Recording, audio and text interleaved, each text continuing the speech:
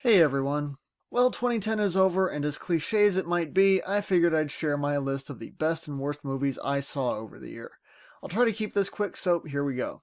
Best Animated Film: How to Train Your Dragon. This is easily DreamWorks' best film, but it also manages to edge out anything Disney and Pixar have to offer this year. Of course, I have to give an honorable mention to Tangled and Toy Story 3, both of which were great movies. I also really liked Megamind, DreamWorks' other movie this year. But for me, How to Train Your Dragon has a stronger emotional center, it's more original, and I think its greatest strength is that the characters' relationships make sense. You can see the different aspects of this world and how these people are motivated by their culture, and you can really understand what's driving each character regardless of what side they're on. Ultimately, everything here feels natural.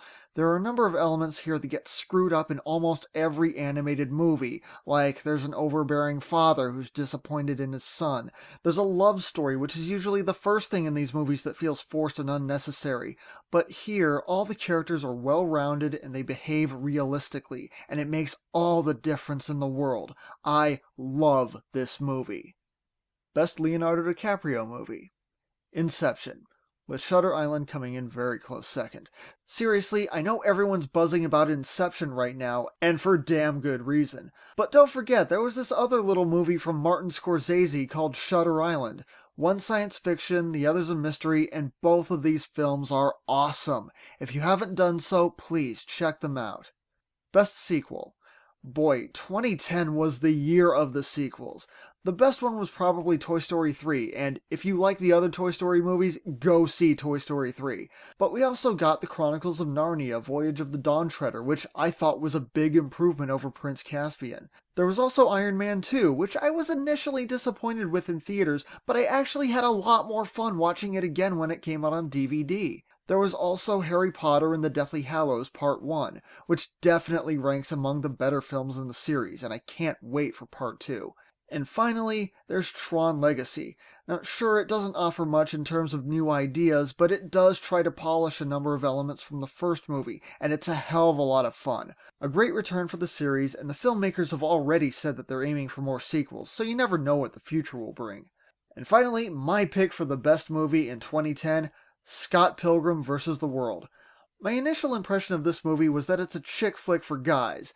It's a love story set in a world that runs on video game logic. And make no mistake, this is the best video game movie ever, and it isn't even based on an actual game. The writing, directing, and acting are all spot on, and the characters all feel like relatable human beings, while at the same time, it's action-packed, heavily stylized, over-the-top, funny as hell, and easily my pick for the best and most enjoyable movie of the year.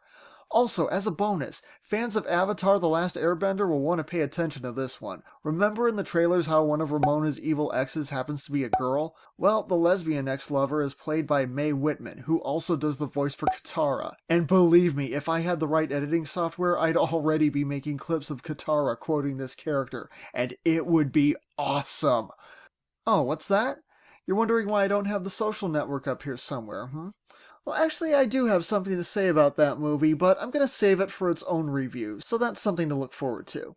In the meantime, here's part 2 of the list with the worst movies of the year. Worst Sequel: Resident Evil Afterlife.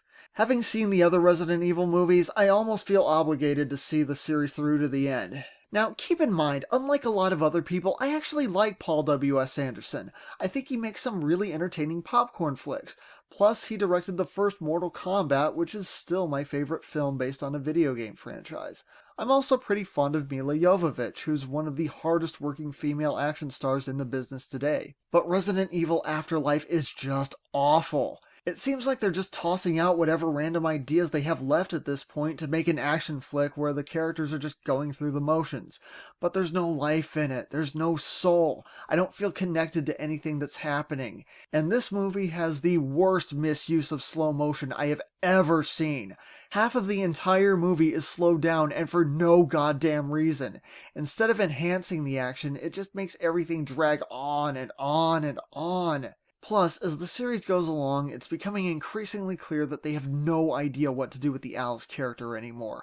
By the third movie, she had Super Saiyan powers, and sometimes they could just shut her off like a robot. And now, well, she says she's human again, but who fucking knows anymore? Apparently she has the ability to slow time to an unbearable degree for the audience. I really wasn't expecting much here, but this movie put me in such a funk that I couldn't even bring myself to go to the movie theater for several months after I saw it. Most intellectually bankrupt.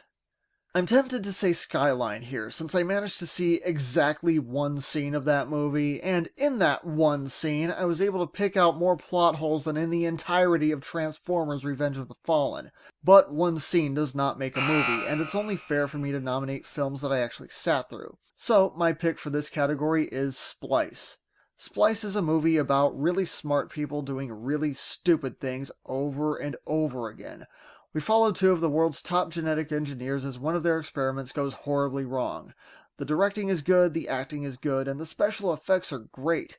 The problem here is that everything bad that happens in the story hinges directly on the characters' emotional insecurities. And man, these people are so damaged. It really makes me wonder how they managed to become so well respected within the scientific community. I'm surprised these people can keep their shit together long enough to hold a test tube straight. The reviews I saw said this was a smart movie, and I went in with high hopes, but this was just insulting. The ending especially was the closest I've ever come to yelling bullshit out loud in a movie theater.